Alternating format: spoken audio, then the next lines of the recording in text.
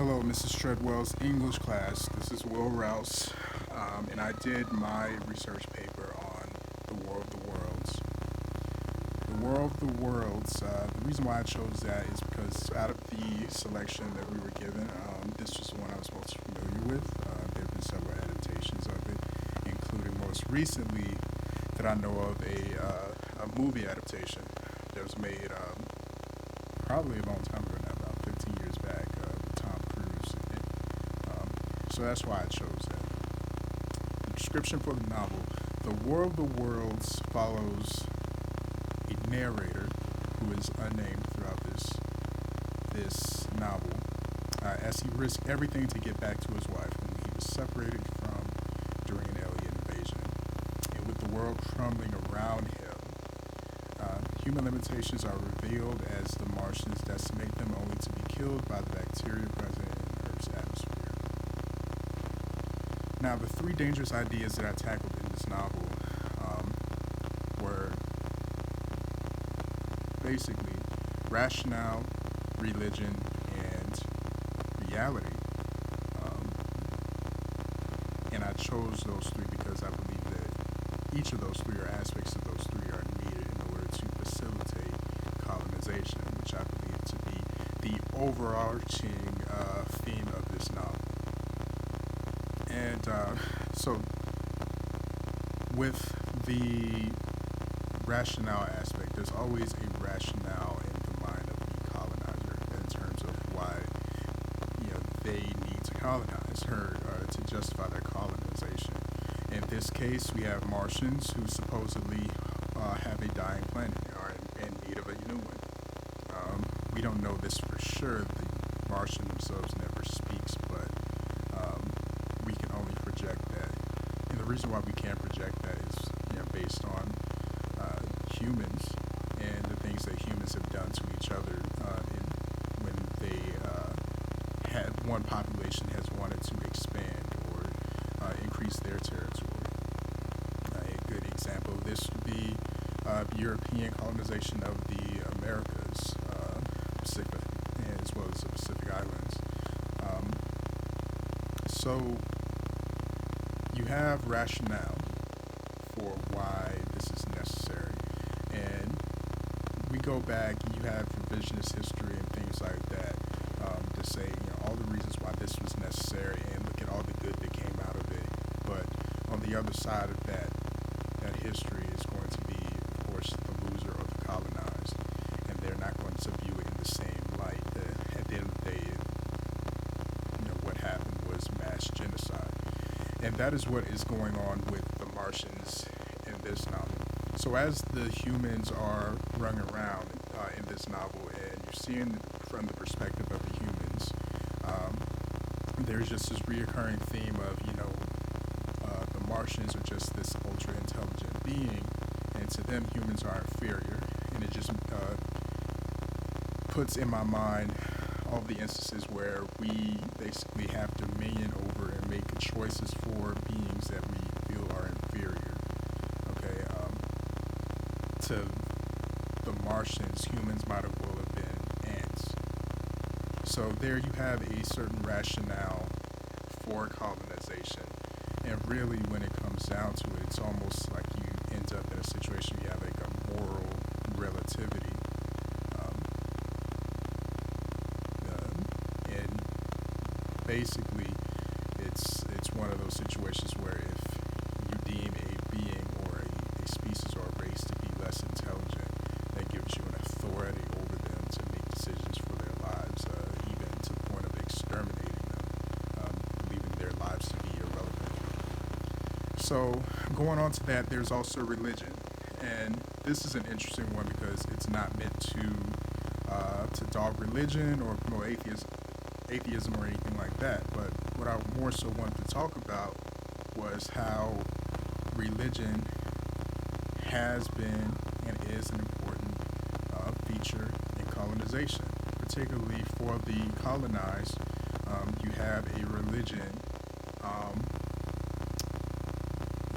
We have situations where the religion has been used as a method to pacify the people. If I go into using examples of that in the novel, you have a conversation that happens between the narrator and also an artilleryman that he happens to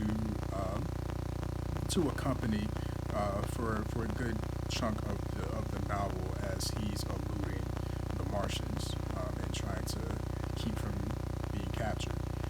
So there's in this conversation, the artilleryman is basically speaking of people who are to be captured. The many humans are to be captured by the Martians. He speculates that in their captivity they'll have religion, and basically what he was getting at was religion being used as a way to kind of normalize or to even justify to the humans their captivity. Idea being that if you believe in a higher power and authority that has power above all and knows all, who can't make mistakes, then it must be his will that you're in captivity. And to the artilleryman, and ultimately all that was cowardice. But there are real examples of this, when we look at colonization and, even slavery, which is an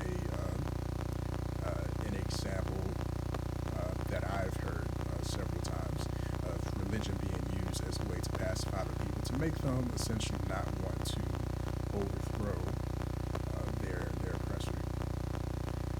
On the other side of that, you also have religion on the colonizer perspective, or a religion where you could argue that actually encourages colonization. It's kind of a chosen people type of ideology where if you deem yourself as being God's chosen people, then essentially you can't do wrong. You can go forth and conquer the world, and you have that as a reason for a lot of conquests that has happened out throughout history. So then my next point is reality, and specifically, I said rationale, religion, and reality, just kind of a short form for what I was getting at, but specifically, or more correctly, would be a warped rationale, a pacifying religion, or a dominating religion, right? And a manufactured sense of reality, and that's what I'm getting at here. Is it is important for the colonizer to shape a reality in which the colonized believes there is no way to win. And we've seen a lot of shock and awe as a tactic. Me being military, that's something I'm familiar with. Shock and awe as a tactic, just to basically give you the image of the enemy as being so powerful and so dominant that to fight them would be pointless. And I believe that is a big theme throughout this novel. The Martians, who are in reality these really small and honestly almost helpless beings, but they're controlling these huge machines. They have these weapons of such mass destruction, the heat rays and things like that. The gases that they release into the atmosphere, the red weeds that they create, just altering the environment of humans to where it's almost recognizable for them. And it brings about a certain nihilism in humanity. You see examples of this where the artilleryman is speaking with such nihilism as to say that those who are to be captured, he says life is real now, and he suggests that those who are captured or whatever, they should be willing to die for the race. And he goes into this like almost only the strong survive type of thing. So that the reality that they were facing gave them such a bleak outlook for their future, at least their immediate future, to where in their minds it didn't even matter. It was almost novel if certain people you basically juxtapose that to the narrator when he sees the heap of the Martians' bodies, and he finds out, hey, they are dead, which ironically they don't die by the human hands, but they are killed by bacteria in the atmosphere. All of a sudden, so many new possibilities open up, and it completely changes their perspective. So those are my 3 dangerous ideas here. Would I recommend this novel? Honestly, no. I think that there are books that are probably more up to date, not only in the actual date, but in their language and exactly how ideas are presented, that can tackle these same issues, these same themes, but in a much more entertaining fashion, to be honest. Having said that, I do appreciate this novel. I do appreciate its historical significance. And I think that H.G. Wells was a good writer for his time, maybe ahead of his time in certain respects, and also a politician. And he was a thinker. He was someone who put a lot of thought into things. You can see it in his writing. That I didn't particularly enjoy myself is not an indictment of that. With that being said, thank you. That was my presentation. You